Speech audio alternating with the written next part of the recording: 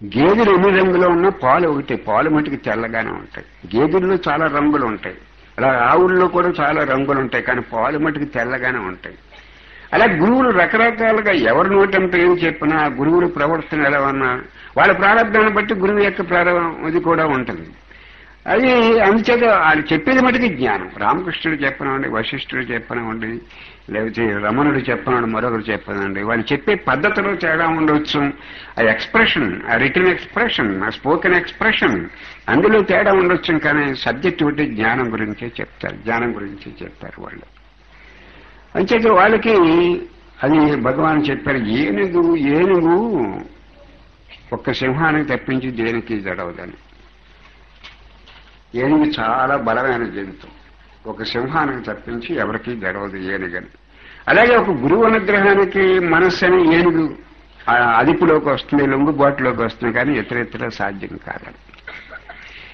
మీరు రామకృష్ణుడి యొక్క దయను పొందండి, రమణుడు దయ పొందండి, రామచంద్రమూర్తి దయను పొందండి. భగవాన్ వ్యాసుడు మనం ఈ రోజున ఎవరు జన్మదినోత్సవం చేసుకున్నా, ఎవరొకరు ఆ దయ యొక్క వలయంలో ఎవరు దయ పొందినా ఆ దయ, ఆ కంపాషన్, ఆ లవ్, ఆ ఆప్యాయత, ఆ గురువు అంటే తండ్రికి బిడ్డకి, తల్లికి బిడ్డకి ఎటువంటి సంబంధం, అది భౌతికమైన సంబంధం అని చెప్ప. గురువుకి ఈ భక్తుడికి, గురువుకి ఉన్న శిష్యుడికి ఉన్న సంబంధం నోటి మాటలతో చెప్పలేదు. ఇప్పుడు మీ అమ్మగారికి మీకున్న అనుబంధం నోటి మాటలతో చెప్పగలం, కానీ గురువుకి తన శిష్యుడికి, గురువుకి భక్తుడికి నోటి మాటలతో ఎక్స్ప్రెస్ చేయడం గురువు అనుగ్రహం. ఎందుచేత చెప్తున్నానంటే ఒకే ఒక్క మాట మీరు గుర్తుపెట్టుకోండి.